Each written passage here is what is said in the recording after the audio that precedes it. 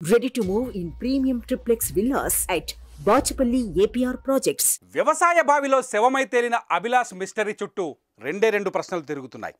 ఒకటి హత్య లేదంటే ఆత్మహత్య. పోలీసులు మాత్రం హత్య అనుమానాలపైనే ఎక్కువగా దృష్టి సారించారు. ఎందుకంటే అభిలాష్ అదృశ్యమైన రోజు అతని తండ్రికి ఒక ఫోన్ కాల్ వచ్చింది. ఆ ఫోన్లో మీ అబ్బాయి ఎక్కడికో వెళ్ళిపోయారని చెప్పిన గుర్తు తెలియని వ్యక్తులు ఆ తర్వాత స్విచ్ ఆఫ్ చేశారు. ఆ ఫోన్ ఇప్పటికీ ఆన్ కాలేదు.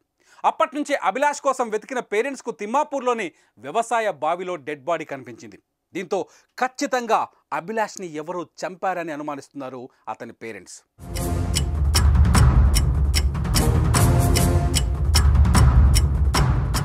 అభిలాష్కి ఎవరైనా శత్రువులు ఉన్నారా?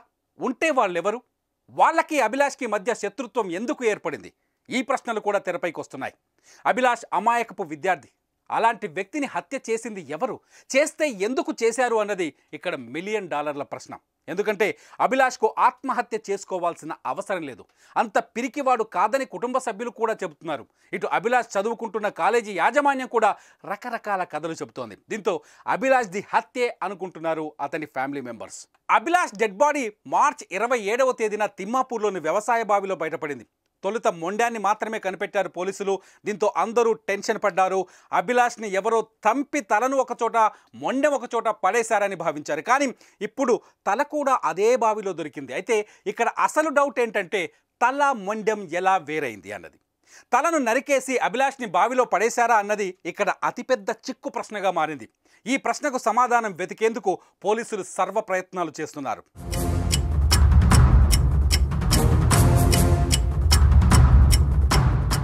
మార్చి 1న అభిలాష్ కనిపించకుండా పోయాడు. కళాశాల యాజమాన్యం కుటుంబ సభ్యులకు సమాచారం ఇచ్చింది.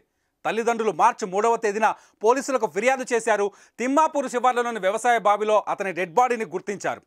అయితే మృతదేహం దొరికిన తర్వాత పోలీసులు చేపట్టిన దర్యాప్తులో అది డిప్లొమా విద్యార్థి అభిలాష్ అని తేలింది.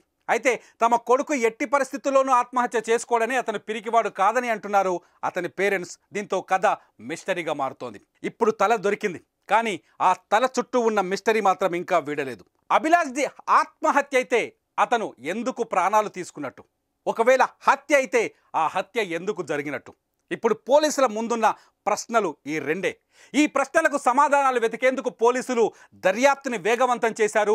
ఇటు పోస్ట్ మార్టం పైన పూర్తిగా ఆధారపడ్డారు. పోస్ట్ మార్టం రిపోర్టులో అభిలాష్ హత్యకు సంబంధించిన కారణం ఏదైనా దొరుకుతుందా అని ఎదురు చూస్తున్నారు. ఆత్మహత్య చేసుకున్న, హత్య చేసిన FSL రిపోర్టులో క్లియర్గా తెలిసే అవకాశం ఉంది.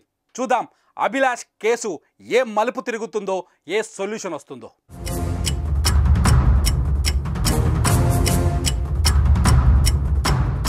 సుమన్ టీవీలో మీ పర్సనల్ అండ్ బిజినెస్ ప్రమోషన్స్ కోసం కింది నెంబర్కి కాంటాక్ట్ చేయండి.